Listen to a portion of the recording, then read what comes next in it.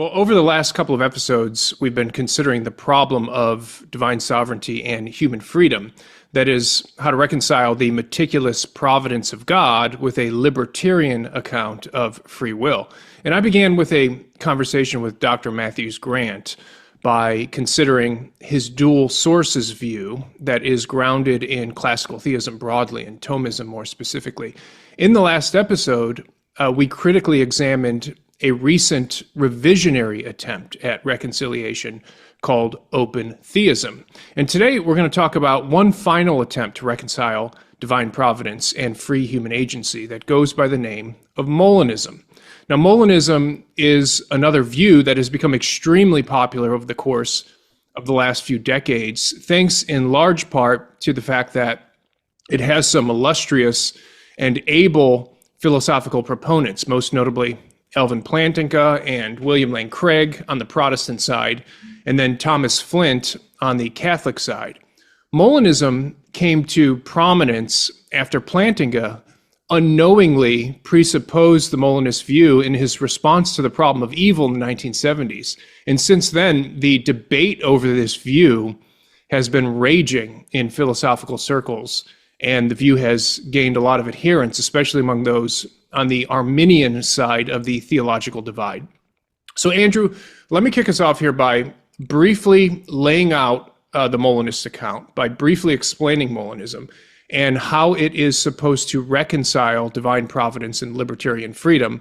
And then you and I we can critically engage it. So the term Molinism is taken from its originator, the 16th century Spanish Jesuit Luis de Molina. His dates are 1535 to 1600. So this view has been around now for some 400 plus years. Molina's innovation was to distinguish between three logical moments or three logical successions in God's knowledge. Now, it's important to note that these are logical moments or successions in God, not chronological moments. In other words, Molina thought that in God's knowledge, there are certain truths that are conditionally or explanatorily, but not chronologically prior to his knowledge of other truths. So he distinguished three kinds of knowledge in God. First, there is what he called natural knowledge. God knows all necessary truths. So for example, a part of God's natural knowledge will be mathematics, logic, knowledge of all possible worlds, all possible creatures, all possible choices that these creatures could make. So God's natural knowledge includes all logical possibilities. This natural knowledge is independent of God's will. He just necessarily knows it. Molina also talked about God's free knowledge. Free knowledge concerns all contingent truths about the actual world, about the world that God actually decides to create. So an example of free knowledge, God knows that Peter actually will deny Christ because God chose to actualize the world in which Peter freely denies Christ. So this knowledge is dependent on God's will since it follows his creative decree. All right, between God's natural knowledge and his free knowledge, Molina said we have something called middle knowledge. Now, the object of middle knowledge, according to Molina, are all counterfactuals of creaturely freedom. So God knows from eternity how any possible free creature would freely act in any possible situation or circumstance. So, for example, God knows that if Peter were in the situation he finds himself in the Gospels, then Peter would freely deny Christ 3 times. Now, this knowledge is independent of God's will. It's prior to God's free knowledge or creative decree. It's situated, as I said, between God's natural knowledge and God's free knowledge. This is the unique Molinist claim, that God knows these truths about what free creatures would do in any possible circumstance prior to creation. And yet, these choices, according to Molina, are still genuinely free choices, despite the fact that God knows them. So a counterfactual of creaturely freedom is also sometimes called a subjunctive conditional. It's a conditional proposition, so it's in the form of if-then. It's an if-then proposition, and it's in the subjunctive mood. The subjunctive mood refers to what would happen. So an example of a subjunctive conditional is, if my wife offers me eggs for breakfast tomorrow morning, then I would eat them. Again, the idea here is that prior to creating, prior to bringing about the world, God knows the truth of all subjunctive conditionals. That is, he knows how every possible free agent would exercise their free will in any possible set of circumstances. All right, so let's summarize the three logical moments and their logical order, according to Molina. In God's natural knowledge, he knows what could happen. He knows all possibilities. In God's middle knowledge, he knows what would happen. He knows all the free choices that would be made in all the possible hypothetical situations by all the possible free creatures. And then in God's free knowledge, he knows what will happen. God knows the actual world that he chooses to create. Now, in order to really appreciate Molina's view, I think there's a couple important distinctions that we need to keep in mind. First, it's important to see that the content of God's natural knowledge, knowledge of what could happen, is essential to God. It's necessary. It doesn't depend on God's will, doesn't depend on the free decision of his will. So natural knowledge is not under God's control. Like his natural knowledge, God's middle knowledge, knowledge of what would happen given creaturely freedom, also does not depend on the free decisions of God's will. Middle knowledge, for Molina, is also not under God's control. But unlike natural knowledge, the content of God's middle knowledge is not essential to God, according to Molina.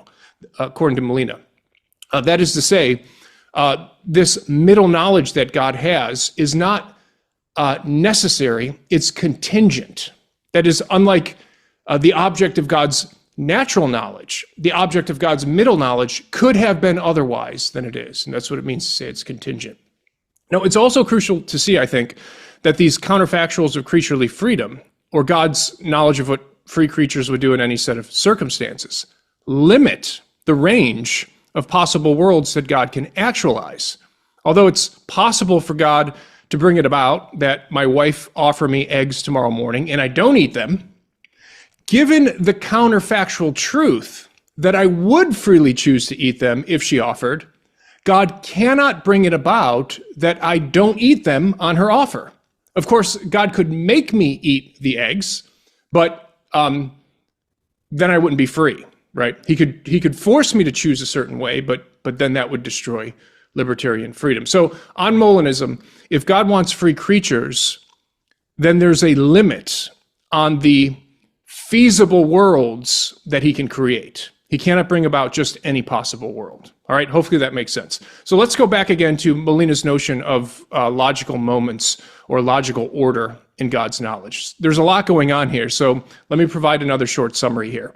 In the first moment, there is God's natural knowledge. God knows the full range of possible worlds. These are purely logical possibilities. In the second moment, there is God's middle knowledge. God knows the full range of feasible worlds. These are worlds that are conditioned by the decisions of free agents. And then in the third moment, there's God's free knowledge. God knows the actual world, the world that he actually chooses to create. Okay, so how do these distinctions in God's knowledge allow Molina to reconcile God's providence with human freedom? Well, God's middle knowledge becomes the key here, right? Since by his middle knowledge, God knows what every possible free creature would freely decide to do in any given set of circumstances, God can leverage his middle knowledge and indirectly bring about free creaturely acts, or he can weakly actualize them, in the words of Alvin Plantinga. Simply by creating the free creatures, along with the circumstances that frame the context of the creature's free act. So God can providentially control the free acts of his creatures by arranging for the circumstances in which these free acts are made. God can bring it about, for example, that I freely choose to eat eggs tomorrow morning simply by bringing about the state of affairs That includes me, along with my wife's offer to make me eggs in the morning. So by means of his middle knowledge then, and by means of his infinite wisdom, God can work out his providential plan and order all things to their ends. And he can do so through the free acts of his creatures and in a way that does not violate their libertarian freedom. God can be providentially in control of everything that happens while not causally determining everything that happens on this view. Remember, God's middle knowledge does not depend on his will. It's not up to God how his creatures exercise their freedom in any given set of circumstances. It's up to the creature. But it is up to God which free creatures exist and which circumstances obtain. So, in this way, God's sovereignty is secured and human freedom is thus preserved. From God's perspective, every event in history is part of his meticulous plan. He can set it up by choosing the exact circumstances in which creatures would freely choose as he intended. But from the creature's perspective, the choice is still truly free. In that same situation, the creature could have chosen otherwise. God simply knew in advance which way it would go, and then he arranged history accordingly. Okay, so that's my summary of the Molinist view. Andrew, in just a minute, will critically interact with Molinism. But before we do that, is there anything you want to comment on or add in terms of the origins or the prevalence or a further explanation of this Molinist account? Yeah, I think that first off, in terms of the metaphysics, that was a perfect presentation. So I appreciate that. And the second thing, though, and one, I guess, not premise, one point I would add would be that I think in part because of Plantinga's sort of prominence in getting people to know about this position, that very frequently Molinism as a thesis gets collapsed into some form of theodicy. Right. And so it's a very important thing to draw a distinction between Molinism and, the theodicy, which is by Leibniz. Right. These ideas come about around the same time, roughly. But it's not that Molinism is per se designed as like a free will defense in opposition to the problem of evil. Right. That is a subsequent application of it for sure. But that's not to say that its purpose is grounded in that. And one thing along those same lines, a lot of the people that will defend it, I mean, William Lane Craig, I appreciate this about him. He's pretty upfront, for example, about the fact that the premise that we are free creatures is not even something that he's entertaining as a possibly not true idea. He basically says that it's just a given for him and that everything that he's going to say afterwards is just building on top of that premise. It's just a fact that creatures are free or that humans are free. And so things that he's worried about, for example, would be that if we're not completely libertarianly free, then we would, everything collapses into nihilism, so that would be an objection that he would be wanting to ward off. And so generally speaking, the point is that freedom in creatures is being argued for as a good in itself, right? Just full stop. We don't need to connect it to some further philosophical problem to find the value of it. It's just that the creaturely freedom itself is a good, full stop. And I think that needs to be kept in mind because, again, like a lot of times we try to instrumentalize every individual point that we try to make here along the lines of our philosophical reasoning, whereas this one is it is a full stop one. Plus, you can then integrate it into a free will defense, right? And it perhaps if it works, it would give you benefits there, right? So that would be the main thing I'd want to add. Historically speaking, like I said, the view did come into prominence when Plantinga stumbled upon it in his attempt to provide a response to the problem of evil. But what you're saying is Molina himself didn't create the position just to respond to the problem of evil. Molina was more... Yeah. I didn't know that about Plantinga. Thank you. Yeah. So Plantinga didn't even know there was such a thing as Molinism. One of his contemporaries pointed out to him after he worked on the response to the logical problem of evil. Someone said, "Do you know that what you're espousing is Molinism?" And he had no idea. So, but Molina himself in the 16th century was looking for a way to reconcile God's universal divine causality, his divine sovereignty, and human freedom. And so he came up with this position. All right, well, let's begin to critically engage this Molinist account. And maybe we'll start with some positive remarks. there are a couple of ways in which Molinism, I think, is vastly superior to the last view that we considered, which was open theism. And I don't know if there's anything positive that you want to add here, Andrew, but I think that Molinism is superior insofar as it is committed to let's call it a traditional biblical view of divine sovereignty. So most Molinists, such as William Lane Craig, want to uphold this notion of meticulous providence, as it's often called, where God wills all that takes place by means of either his active willing or what they call his permissive willing.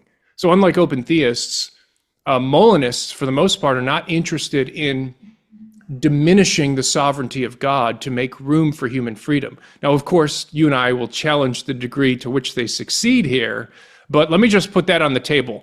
I distinguish between a Molinist and an open theist by this crucial point. Molinists they read the Bible, they take all these passages throughout Scripture that indicate God's meticulous providence, and they want to be faithful to those passages of Scripture, so they uphold this classical traditional understanding of divine sovereignty. Any thoughts on that? I think that's the main benefit for sure. In terms of the metaphysics as well, it is closer. I mean, I know that we mentioned last time that the open theist claims to be like a subset of classical theists, which, obviously that's not true from the perspective of any classical theist. But when you read Molina, for example, you do get to see that he's operating on a lot of the same assumptions. Now, he adds a few propositions that we find problematic, but it's precisely in the sense that he adds these propositions that we get sort of a problematic relation to him, not in the sense that he's leaving anything out or that he's denying anything. And so that to me it shows a far greater metaphysical insight, a far greater systematic insight, and like you said, there's a greater fidelity to Scripture for him. And the reason for this, for kind of the philosophical sophistication, I mean, Molinism is a slick system. There's no question about it. It's very philosophically robust. And I think the reason for that is because Molina himself was in a long-standing debate. I think it's called the De Auxiliis debate. This is part of Catholic theological history in the 16th century. He's locked in a debate he's a Jesuit, he's locked in a debate with Dominicans, and primarily with a guy named, I think he was another guy from Spain named Domingo Bañez. And Bañez and Molina were both arguing that their respective positions was the true interpretation of Thomas Aquinas. So, as far as I'm aware, Molina thought he was just being faithful to Aquinas here. And that kind of, from my perspective, is why this position is much more philosophically robust and rigorous than, for example, open theism. So it is definitely slick. It's definitely philosophically sophisticated. I appreciate the fact that Molinists also want to uphold libertarian freedom. I think this is the common view. I myself am committed to a kind of libertarianism. It wouldn't be a disaster for me if it turned out that this kind of freedom was impossible. I would just fall back to some kind of compatibilism. But as I sit right now, I think that the libertarian view is the correct view. And just as a refresher, for a libertarian, an act is free if it is voluntary, if it is intentional. It has to be done on purpose. Everybody agrees, even compatibilists agree with that. But the libertarian also adds a condition that it has to be undetermined. There can't be any factor that's both prior to and logically sufficient for the act if it's to be free, if it's to be a free act. And sometimes this is cashed out in terms of the ability to do otherwise. A free agent has to have the ability to do otherwise, to make a choice opposite than what he or she chooses, all antecedent conditions remaining the same. Now, Andrew, I'm not sure where you stand on the free will question, but to me, their defense of libertarianism is also kind of a positive element of Molinism. Yeah, and I think Grant puts it really, or Matthews Grant puts it really well in his book that you talked with him about a couple of weeks ago, Free Will and God's Universal Causality. When he makes the point that, he makes the point that the point of emphasis for the person defending free will here is to preserve the locus of freedom in the creature. And for the Thomist, even, that in our answer to the problem of evil, we're going to say, well, the locus of the shortcoming is in the creature, right? It's not logically coherent to be in God; it's in the creature.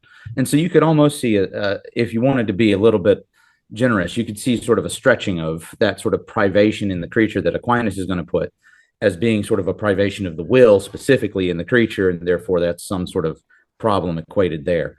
But I do find that there's, that emphasis right there is always, again, it's like you said, it's slickly putting the blame with a strong degree of metaphysical consistency in the locus of the actor, not the one who is providentially in control. Which, again, I think that's a brilliant point. I just think the Thomist does it better. One thing I will say as well, Molinists, again, at least Plantinga, William Lane Craig, Thomas Flint, they reject this kind of crude anthropomorphic view of divine knowledge that's endorsed by open theism. We saw this in the last episode. We saw that for the open theist, God's knowledge is very much like our knowledge. It's perceptual, right? It's based on observation and experience. But for the Molinist, God's knowledge isn't perceptual. God doesn't know by taking a look. It's strictly, at least for William Lane Craig, it's strictly conceptual. So God's knowledge of the actions of free creatures, God's knowledge of the future, isn't based on anything outside of himself. Rather, and we'll probably unpack this a little bit more as we go, all of God's knowledge of the free actions of creaturely agents, both possible and actual, are contained within the divine intellect itself. So Craig wants to reject this crude anthropomorphic view of perceptual knowledge that the open theists are kind of straddled with, and that, in my opinion, as we saw last time, makes the open theist position just ridiculous on the face of it.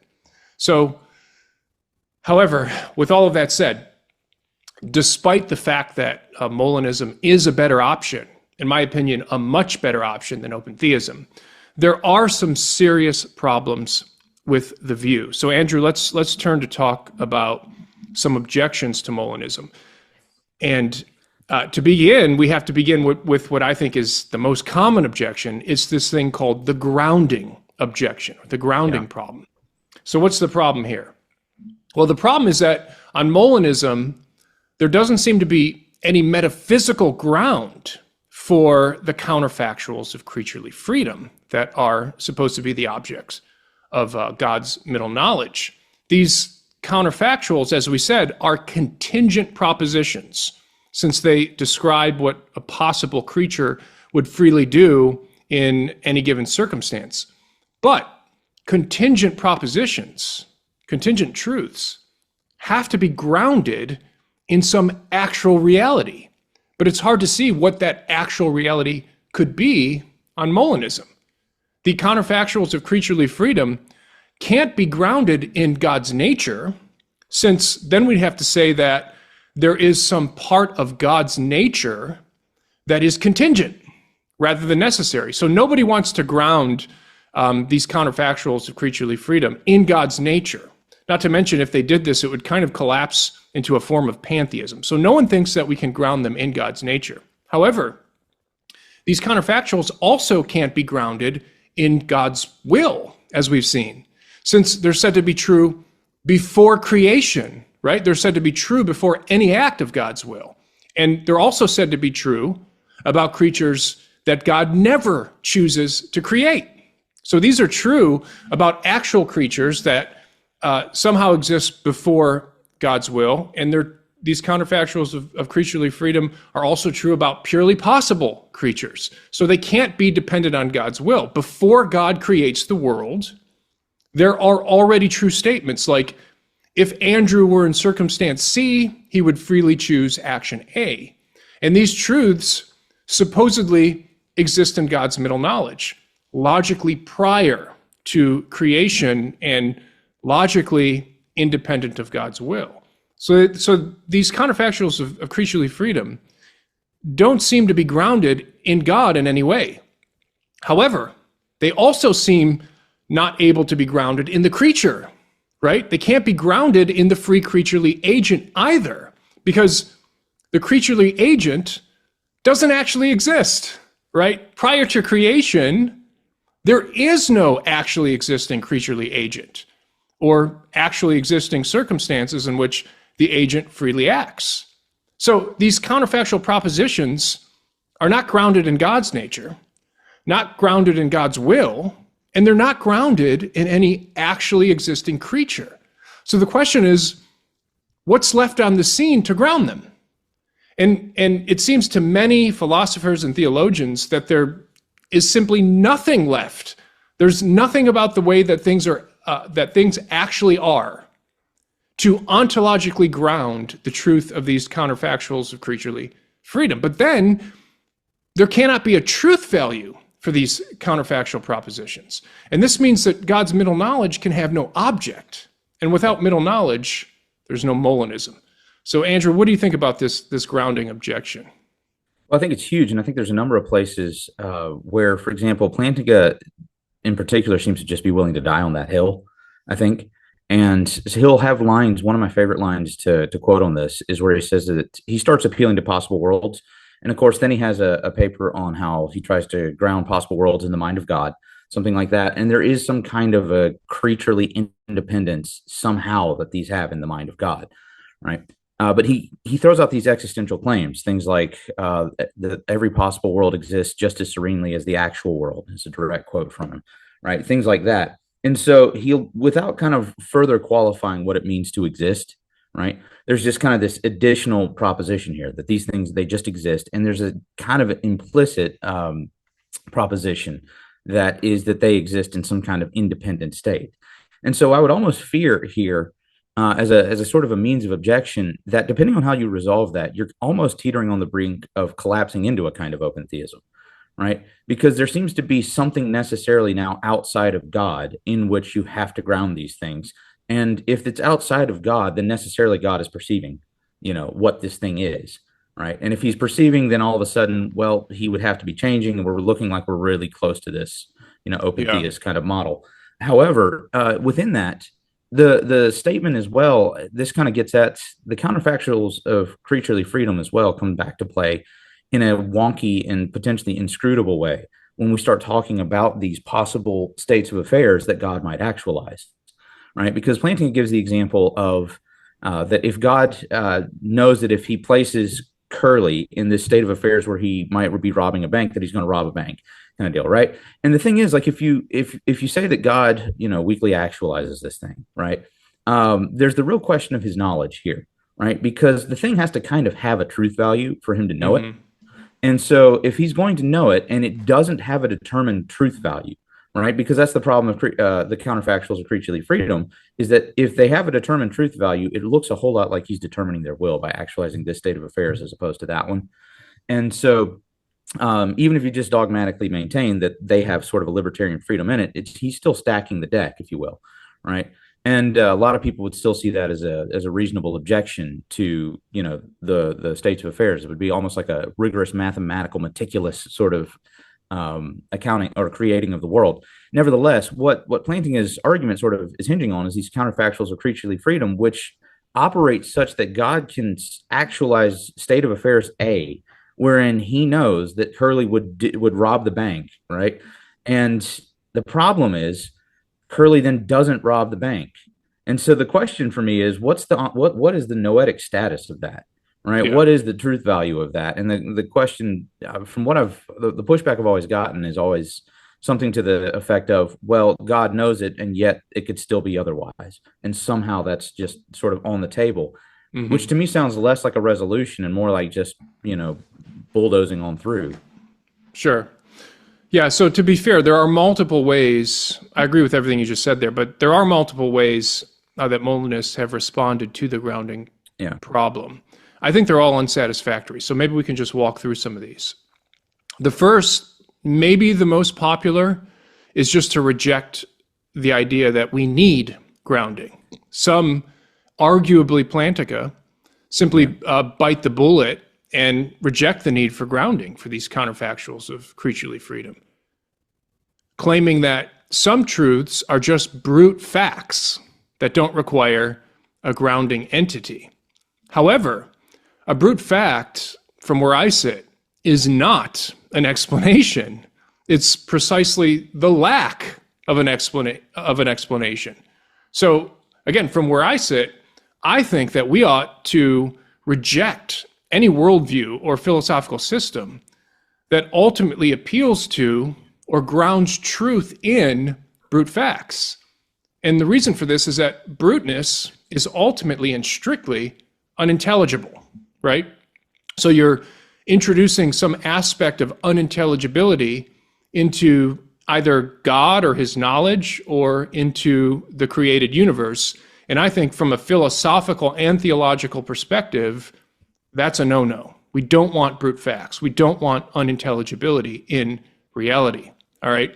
So that's one way. We can just reject the need for grounding. Another way that Molinists have responded is through this notion of essentialist grounding. And sometimes Plantinga kind of leans over into this, as you just said. Some say that it's a person's essence. And what they mean by essence here is their identity across possible worlds. So leaning really heavily into modal logic here. It's their essence across possible worlds, or identity across possible worlds, that determines how they would freely act. And sometimes you see here the appeal to what are called hexaides, right? Hexaides are this individual essence that everything has that makes that thing an individual. And you can trace this notion of hexaides all the way back to Duns Scotus in the Middle Ages. The problem with this, though, Andrew, is this is just a Platonism, right, of an especially bloated variety.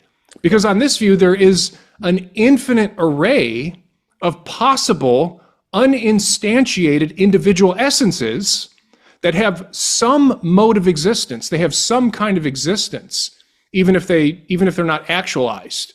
And they have some kind of mode of existence that's external to God's being or to God's will. This is what you were just talking about. So on this view, like I said, sometimes Plantinga seems to endorse this one.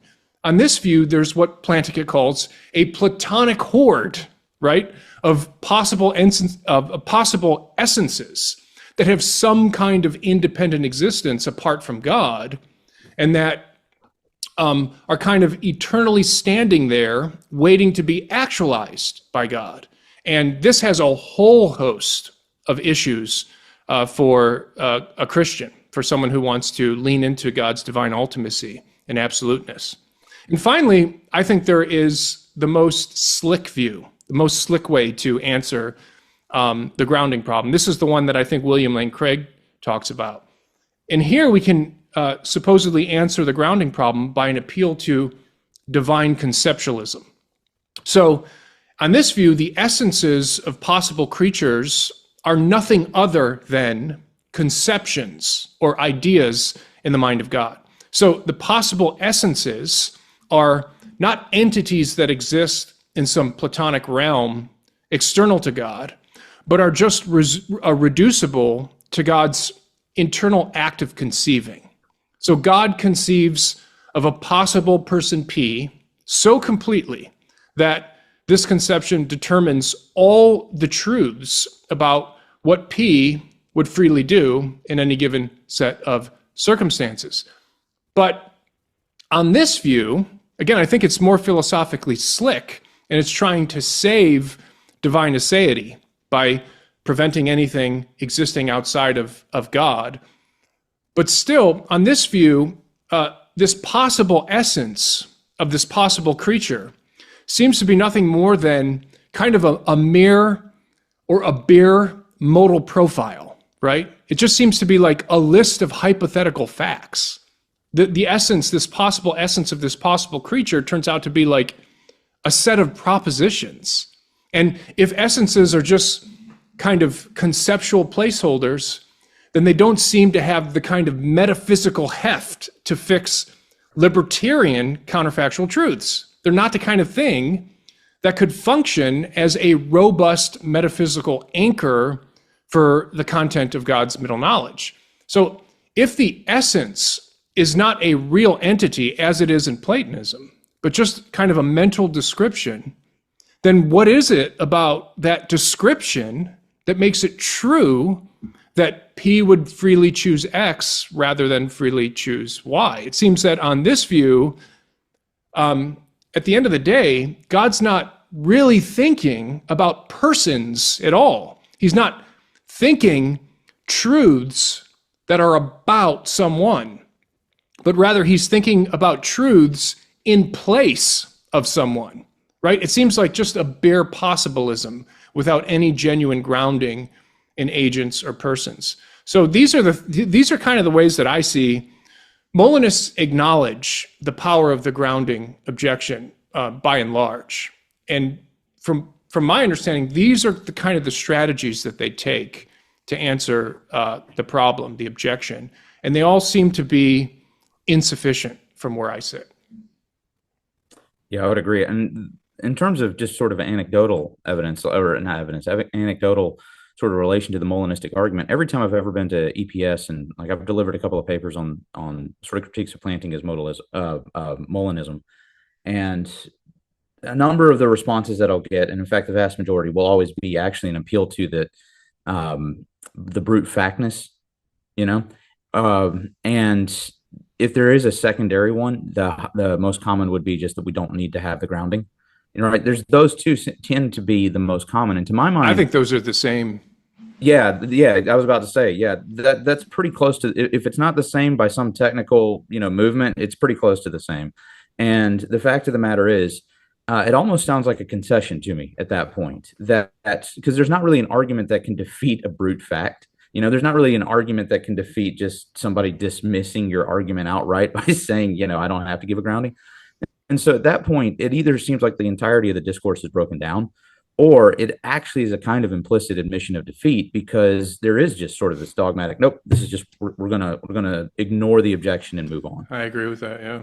And to some degree, that ends up being sort of the frustration in terms of how to critique this thing, because as I mentioned earlier, Craig makes the point that the real motivation is that he wants to preserve the idea of freedom, of human freedom. This is an essential proposition for him. And if that's going to be sort of from the get-go, now I'm not necessarily going to just come out and say, like, forget freedom or something like that. I'm not going to come out and say that. But it still seems like it's running a little bit in the same, based in the same problem that the open theist was dealing with last time, which is that we're beginning in the creator-creature distinction with the creature and trying to move outward to get to the creator, right? In which case, everything is now still going to be measured by some sort of creaturely assessment of like what God's causality would be. Because I would argue, for an example, that the Molinist seems to be, one of the positives is that they're showing a way by which human freedom and God's causality, if you will, can be completely reconciled, right? If you reduce it down, they're basically giving us an account of how God can determine a state of affairs, and yet also the locus of freedom is placed in us, and therefore the two are shown to be compatible, right?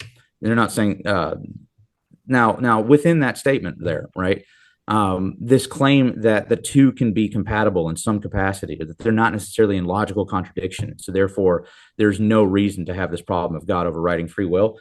I would argue again that the Thomist has exactly the same thing. We just don't have the problems that come with this grounding objection that emerges with this thing of middle knowledge, right? And so the question would be, maybe if they both give us the same benefits, right? Both can account for human freedom and divine sovereignty, right? A strong sense of divine sovereignty. Then which one has the downsides?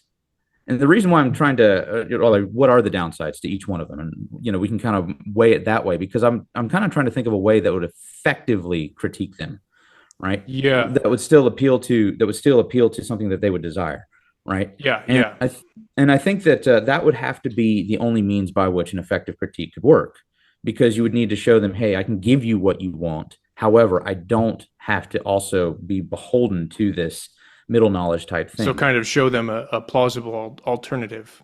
Exactly, because my main concern here, I know I earlier said that there's a difference between Molinism and theodicy, but Molinism, I think one of the main popular reasons for its popularity is the problem of evil still, right? It's a distinct argument, but it is the problem of evil that it's trying to answer. And I think one of the deals is Plantinga is very famous for one thing in particular, and that is bringing back the plausibility of theism, right? And I think this was your dissertation topic. I had a paper that I tried to shop around for a while that made I think, a similar point, which is if we grant that this view is the way that we answer the problem of evil, and that this is the only way really that we can escape that objection, then all of a sudden we're committed to this kind of a God, right? That this is the only one that we can plausibly consider because all others apparently have been dismissed by the problem of evil. This is the only one that's broken through. And what ends up being the case is I think this almost seems like it's the only game in town, right? Yeah. It looks like you might object. Is that? Well, I would agree that these guys think it's the only game in town. I mean, Thomas Flint specifically makes this statement in the book he wrote back in the early 2000s, I think. I can't remember what the name of that book was called, but he basically says, but he doesn't say it's the only game in town for answering the problem of evil. Yeah. I think these guys think it's the only game in town for upholding the biblical portrait of divine providence and a libertarian understanding of human freedom. They will make that statement. Like I said, Thomas Flint explicitly makes that statement, that if you want to uphold both of these, then you have to go with Molinism. Because remember, Open Theism doesn't uphold both of these. It explicitly rejects the notion of meticulous providence, that God is in sovereign control of all that takes place. So, and then the Molinist thinks that the Calvinists, or those who adhere to Reformed theology, also don't uphold both of these, because although they uphold the meticulous providence, they deny libertarian freedom, because most Calvinists kind of retreat to a kind of compatibilism. So I would agree with you that they're making the same argument that, well, if you remember, open theists said there's two options, right? You either need to be an open theist or you need to be a Molinist if you want to preserve God's sovereignty and human freedom. But the Molinist correctly says, there's only one option, right? Because you're not upholding divine providence. You're rejecting it. So Molinism is the only game in town. So I'm not sure. Like I said, Plantinga stumbled onto Molinism in kind of his response to the logical problem of evil.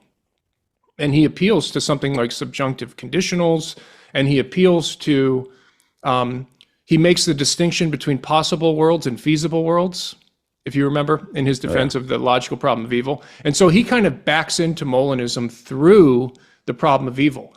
But other adherents, like I would say Thomas Flint, William Lane Craig, are more concerned, as was Molina himself, with exactly what we're talking about, reconciling free will and divine sovereignty. So that's what I think is going on here, because I don't think that there are so many different responses to the problem of evil. I think it would be tough for someone to say that Molinism is the only game in town when it comes to responding to that problem. Yeah, no, I fully agree with that in terms of, I mean, the Thomists has been writing on this for a very, very, very long time. Yeah. So it's not like the Thomists don't really get there. I'm mostly saying that as almost like a sociological observation, like from going to EPS and whatnot. And it seems like the concern is, well, everything, including the Thomist answer, immediately reduces to some kind of determinism. And the strength, again, is to say that actually the locus of freedom or the locus of the failing is in the creature in both cases. And so the account would still be, I guess, the plausibility, putting it forward as if, no, actually there is another way without middle knowledge, without this kind of bizarre category of that which exists independently of God, because he can't determine it, right? Yeah. Otherwise it defeats the whole purpose. I totally agree with you there. God. 100% that they're also giving us like a false choice here, because they too ignore. Now, Molina didn't ignore it because he was engaged with the Dominicans, although, and I don't want to get into this, but the kind of Thomism that was being represented by Domingo Banez and his followers, I would argue, departed from Aquinas in some crucial ways that kind of undermine the whole Thomistic understanding and approach to divine freedom and meticulous providence. So, but nevertheless, where was I going with that? So Molina didn't think this was the only game in town, but certainly Molinists today do. And the truth is that, once again, this is a false choice, because if you take the traditional classical theist position, and specifically the Thomist position, I think there is another alternative that is far superior. And in just a second, we'll pivot and talk about why, and we'll talk about how Molinism threatens some of the classical attributes of God. So there is this other option. So I totally agree with you that there's a better way, right? At the end of the day, you and I are just going to say, look, this is really slick and philosophically kind of sophisticated, but there's a better way. It's the older way. It's the traditional classical way. But before we look at that, I just want to double back on something. This retreat to brute facts, Andrew, I think is a bad mistake for theists. For theists who want to be a Molinist, and in response to the grounding objection, they want to say, look, we don't need any grounding for the truth value of counterfactuals of creaturely freedom. They're just true. They're just brute. You don't want to do that, because if you do that, if you allow brute facts into your system, right? If you allow brute facts into your worldview, then there's no stopping them, right? Yeah. I mean, by their very nature, brute fact is completely unintelligible. There's no reason for them. They just are. But if you allow that kind of explanation into your worldview, then you can't make first cause arguments, right? You can't argue that God has to be the ultimate explanation for all of reality, because this opens the door for a Graham Oppie who just wants to come around and say, no, the universe is just there. It doesn't need an explanation. It's just a brute fact, right? Yeah. So you don't want to open that door, because it has implications for the rest of your theism, especially in the context of apologetics and natural theology. So I think it's a horrible move. It's the worst possible answer to the grounding objection, in my opinion. William Lane Craig has a much better approach, but I also think his view fails. But let's move on to another objection, because this, Andrew, gets at the very heart of what the Molinist is trying to do. Because there's objections out there to Molinism that I think are cogent, and I think I agree with them. I think they're powerful, that argue that middle knowledge actually undermines libertarian freedom. Now, this is ironic, because Molinism is created to reconcile, divine sovereignty and human freedom. But the grounding problem, I think, highlights another problem related to the idea of libertarian freedom for the Molinist. Because libertarians insist that for an act to be truly free, it has to be ultimately up to its agent. It has to be something for which the agent is ultimately responsible for. But how can an act be ultimately up to an agent if the agent doesn't exist, right? I mean, the idea just seems incoherent on the face of it. Molinism, again, claims that before creation, before you even came to exist, it was already true that if you were in circumstance C, you would freely choose action A. But that means that your choice is eternally fixed in advance. It's not fixed by God's causation, but by the truth value of a fact that you had no control over. How can you be ultimately responsible for something that is true about you before you even exist, and over which you exercise no control? So this, I think, is a massive problem for Molinism too. In my opinion, it's just as severe as the grounding problem. The grounding issue focuses on the truth value of these counterfactuals of creaturely freedom, but this objection focuses on the nature of these counterfactuals as themselves preventing libertarian freedom or undermining libertarian freedom. So do you have any thoughts on that objection? Yeah, I think the Molinist would just, again, fall back to kind of, to use the language of brute fact again. I know you just well said that's a problematic language to use, but there's, I think there's sort of, like with Plantinga, if we go back to him, right? Like the question is the causality in the state of affairs or the creature placed in the state of affairs, right? And I think there's just a kind of strong adherence to the claim that it's in the creature, it's in the creature, it's in the creature. Like no matter what kind of objection you bring up there, it's still always going to be grounded in the creature. The creature is the free one. And so while there would be, like, you can have a kind of eternality of the fact that, if given the chance in time A, that would Andrew play Warhammer 40K? Yes, he would, right? Like, if that's going to be if that's going to be an eternal truth, as long as it's grounded in me, I think the Molinist is fine, right? As long as they say that this piece here is the only locus of determination here. Now, I think that's, to me, we're getting on the side of inscrutability, right? Like, we're getting very close to this. Like, it's blurring the details. But nevertheless, I'll grant that point, right? Like, as long as they just rigorously maintain it's in the creature, it's in the creature, it's in the creature. It doesn't matter what state of affairs God brings about. The creature is the one that is determining their actions within state of affairs A, B, C, D, or whatever, right? Except that the creature doesn't exist.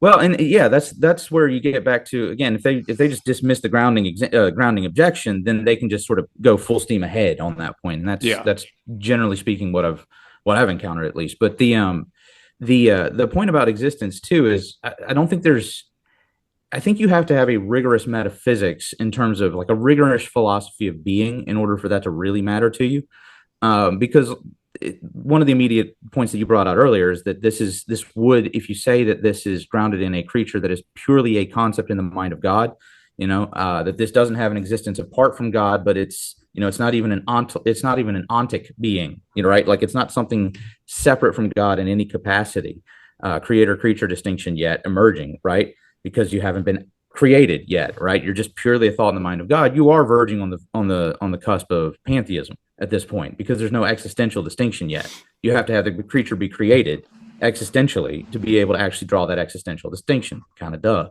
right? But I don't find that objection means much, because there's not really any concern for a philosophy of being. As I mentioned earlier, Plantinga is just going to come along and say, oh yeah, these things exist, full stop. There's not like a further qualification for it.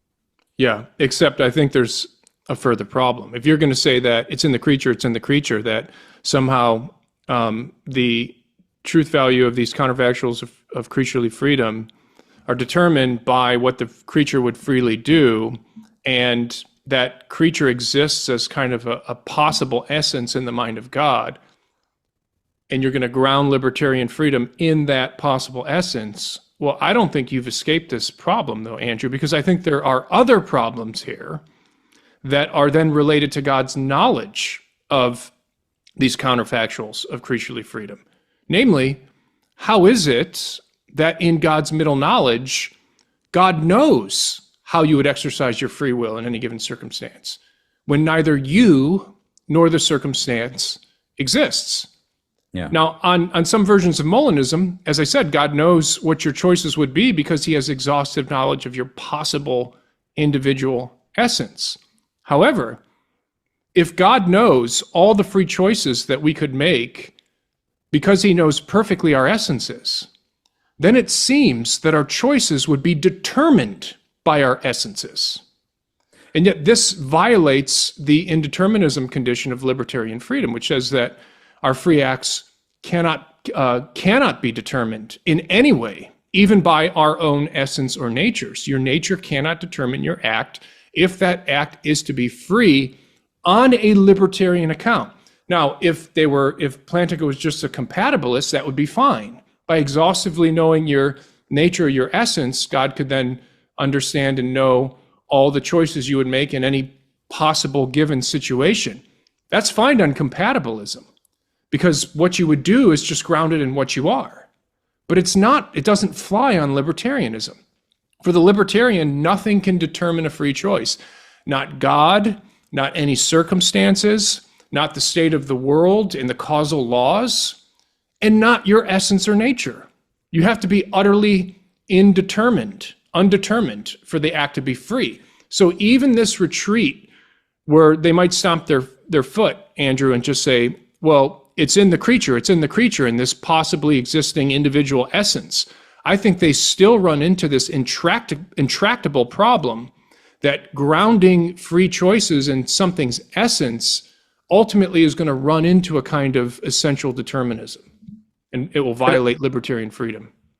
So this might be an error on my part, actually, in understanding them. So Please correct me if I'm wrong here. So as I've always understood them, when they say to say that the determination or that the creature's essence is determined in some sense, right?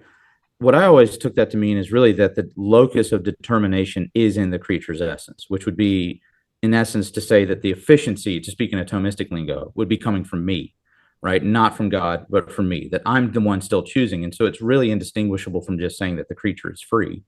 Am I misunderstanding that? Yeah, I mean, you're more speaking about like the power of free choice. Yeah, right? yeah. Obviously, it comes from the essence.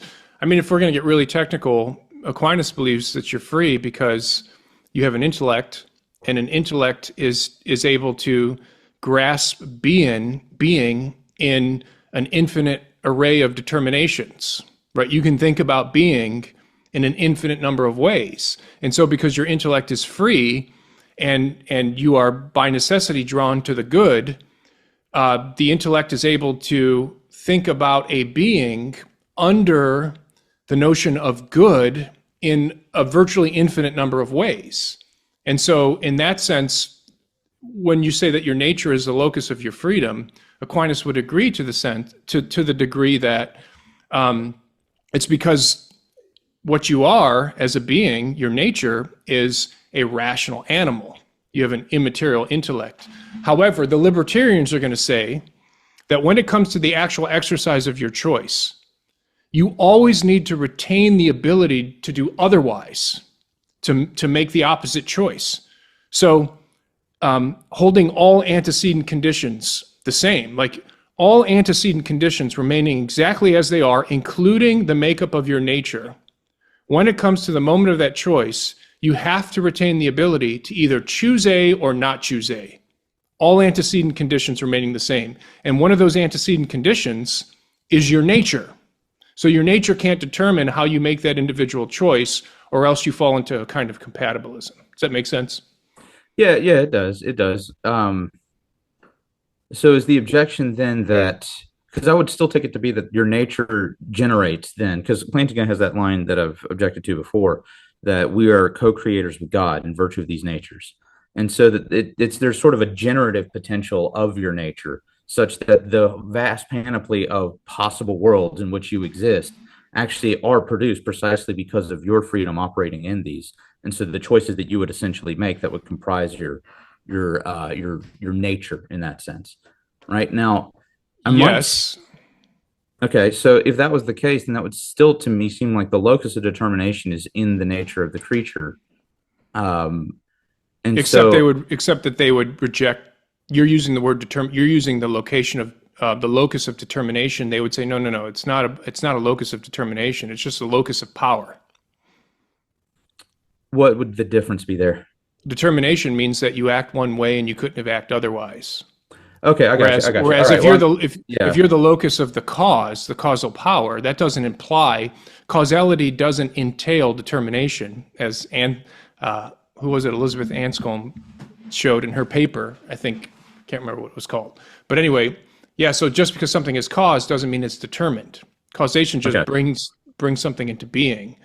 It doesn't determine a certain way that things will go. So they'll agree with you that these possible essences might be and we're getting into the deep philosophical weeds here, but they might agree with you that these possible essences are the locus of the power, but they're not going to say that they're the locus of determination, because that would imply compatibilism.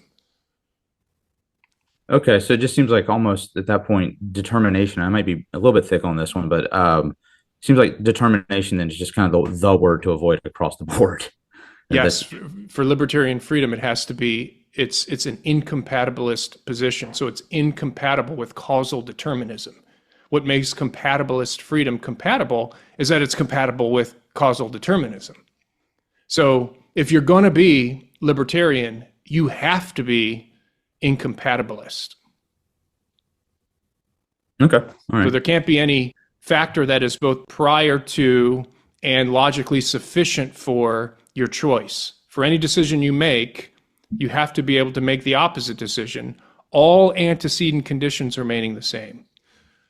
All right, everybody, we had a little bit of a power outage there, so we are back. So Andrew, we'll just put a pin in this objection to Molinism related to the fact that Molinism at least seems to undermine libertarian freedom. Because I want to move on with the time that we have remaining to talk about how Molinism poses a challenge to God's ultimacy and absoluteness. And from a Thomist perspective, from the perspective of classical theism, I think this is going to be the biggest problem for us. Because in order to go through, Molinism, it seems to me, must discard the classical traditional way of conceiving the divine nature. So, for example, I think that Molinism constitutes an exception to divine aseity and pure actuality, because there are eternal counterfactual truths about possible creatures that seem to be independent and distinct from God's nature and God's will. But then this implies that something besides God is co-eternal and co-primordial in the order of being and in the order of explanation. These truths, as I say, seem to exist alongside God, independently of God. They're not subject to God's will. God does not make them to be. He does not cause the truth of these counterfactuals of creaturely freedom. He can't change them. They're just there for God to know. And even if we move these truths into God, even if we move them into God's intellect, it's still true that God does not cause them. They're not caused by them. They're not caused by God. He simply kind of finds them there in his intellect, so to speak, and he can only but recognize them. He can't make them true. And this seems to be a violation of this idea of God as first cause. So, Andrew, the core issue when it comes to aseity is, I think, not where the truths are located, but rather what grounds them. Location isn't the problem, grounding is. And moreover, since counterfactuals of creaturely freedom condition God's knowledge and will, they thereby introduce passivity and potency into the divine being, right? Because given middle knowledge, it seems that God's knowledge and will are dependent on something other than God himself. God's knowledge, and thus his being, given divine simplicity, would partly depend on realities not identical with himself. For God to be truly a se, to be truly purely actual, all reality, both actual and possible, must be entirely dependent on him. So I think right off the top here, for the classical theists, Molinism threatens divine aseity and pure actuality. Any thoughts on that? I think what you're saying is 100% one of the problems. The question I would wonder about is that going to be one that's recognized as a problem? Predominantly because Plantinga is fine with saying these possible worlds are co-eternal with God. He is, yes. And so there's a kind of like the objection here, in a sense, would be conceded by the proponent, or at least the sort of modern analytic proponent. I think it would be more of an objection to Molina himself than it would be to a lot of the contemporary. Well, and William Lane Craig too, because Craig does not want to embrace any kind of a Platonism. Right. Exactly. And so I think that perhaps for Craig, yes, that would be an objection. For somebody like Plantinga, no. It's also still worth noting, though, that every single one of them, of the contemporary lot, rejects a kind of contemporary or a kind of simplicity, right? They reject many of the fundamental building blocks of classical theism. And so within that, I don't think necessarily saying, hey, here's how you deviate from classical theism is going to mean a whole lot to them, even though from the perspective of a classical theist, these are absolute defeaters. Yeah, I mean, as a rhetorical strategy, it might not be the best move, but nonetheless, for me and you as classical theists, like these are the primary problems. Like, absolutely, if Molinism threatens the idea that God is the ultimate reality in the order of being and the ultimate explanation in the order of discovery, then that's a big problem. That's a massive problem. Now, someone like Plantinga is okay saying, embracing a kind of Platonism, perhaps. He's okay. Someone certainly like Peter Van Inwagen is definitely okay with embracing a kind of Platonism where there are these necessary truths that exist alongside God. So obviously the traditional classical way of understanding God, that is anathema. We don't want to say anything is if God is absolutely ultimate, that means there can't be anything in existence that doesn't depend on God's being. Like, that's what we want to say. This is where kind of the first cause arguments get us, right? But for someone like William Lane Craig, I think Craig wants to reject Platonism. Craig wants to say that there is nothing in existence that doesn't depend upon the nature or will of God. But I think for Craig, this aseity question does come up. And I think Craig thinks that he can solve the aseity question by moving these counterfactuals of creaturely freedom into the mind of God. I think that he thinks he preserves aseity by this move of divine conceptualism. And if I'm not getting that wrong, then William Lane Craig, you're welcome to come on Think for Christ and correct us here. But so anyway, I think that for those theists like a Craig who reject Platonism, this will be a problem and can be rhetorically effective there. But also, to move on here, Andrew, I think that Molinism also constitutes an exception to divine universal causality and divine sovereignty, because these counterfactuals of creaturely freedom place a severe limit, right? And they set the parameters on the kinds of worlds that God can actualize. So God has to work with a menu of possible creaturely actions that exist independently of him and that constrain his creative choice. So in my opinion, God is here reduced to a kind of Platonic demiurge, right, who must negotiate with or work around realities, these autonomous possibilities that are outside of God's causal agency. So God, on this view, it seems to me, he becomes like the cosmic arranger instead of the transcendent creator. So obviously this view Molinism denies that God can directly or strongly actualize the free acts of his creatures. So he has to work around them. So again, I think this is a big problem for Molinism, that it constitutes an exception to divine universal causality and divine sovereignty. Any thoughts on that? Yeah, and this isn't exactly an objection so much as it's just a kind of vagueness to me that I know it's called middle knowledge, and it's somewhere between the necessary sort of logical limitations on God. He can't create a square circle kind of thing, right? And the free knowledge of God, which is what he will do, right? And so it's somewhere between necessity and just pure contingency, something along those lines, right? And the thing is, though, what strikes me as a little bit strange is that the way it seems to operate, especially, when you get into more of the rigorous sort of calculated analytic takes on this, is it's like they want it to have a type of logical necessity to it, right?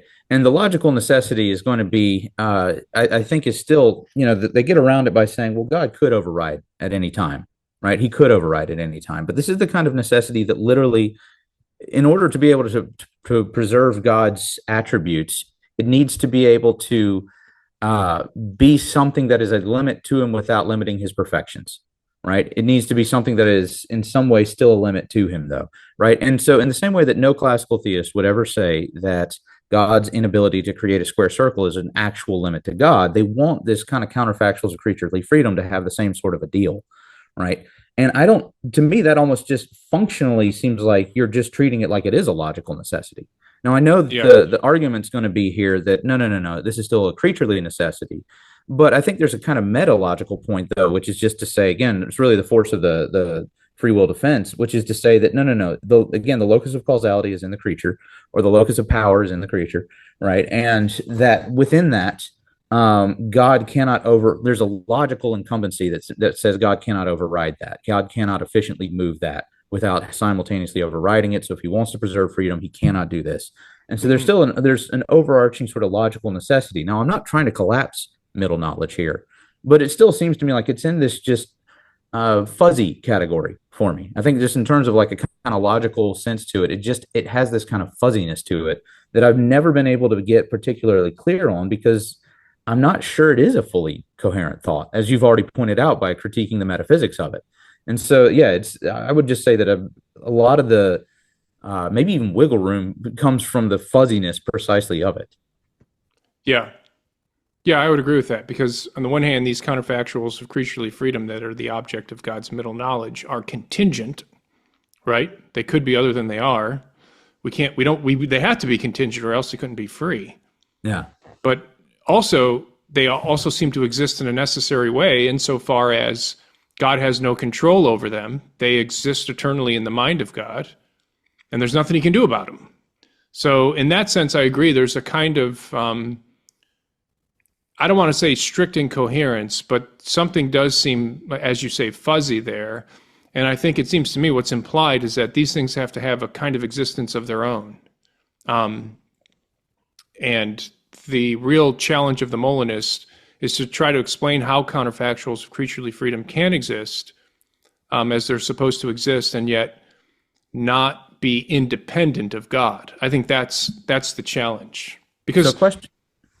Go ahead. I was just going to say, Platonism is something that most theists want to avoid. I mean, you have the oddballs, like Plantinga seems to be okay with the kind of Platonism. Certainly someone like Peter Van Inwagen is fine with that. But most theists, even today, don't want to have to embrace Platonism. They want to avoid it if they possibly can. So given that there is a kind of implicit Platonism in this thesis, right, at least in terms of the preservation of the seeming coherency of it, Craig, who is, as you noted, probably, I mean, next to Plantinga, the most important proponent of this, is a nominalist. So do you see a problem between those two? Oh, God, yes. There's a big problem I think, for Craig because of his nominalism. Specifically, the problem of these individual essences that somehow exist in the mind of God and which God conceptualizes. It's hard to understand how that, if you're going to fall in for an essentialist understanding of the ontological status of these possible essences that ground the counter, there's like a fly in my face here, I don't know, that ground the counterfactuals of creaturely freedom, then how is that not? How are you not embracing a kind of realism there about essences? I mean, Craig probably has a very slick answer to this, probably has a way where he can still embrace, because when it comes to other abstract objects, like mathematical objects, for example, I know that Craig just dismisses them. He doesn't think that he doesn't use divine conceptualism as a place to kind of tuck mathematicals into. He just takes an anti-realist, he takes a nominalist understanding, a kind of fictionalism, if I recall correctly, when it comes to like mathematical objects. But he can't go that route when it comes to these possible essences. He can't be a fictionalist, right? Because there has to be something concrete about these essences if they're going to ground counterfactuals of creaturely freedom. But now you and I are getting way deep into the weeds now. But yeah, just to answer your question, I do think that there is, at least on the surface level, some kind of, let's say, friction between William Lane Craig's nominalism and his embracing of these individual essences that God conceptualizes. So I do think there's a friction there. I sent you a conversation that I had with ChatGPT-5 on this question. And ChatGPT-5 also agrees that there is some kind of a friction there between Craig's nominalism and the existence of these conceptualized essences in the divine mind.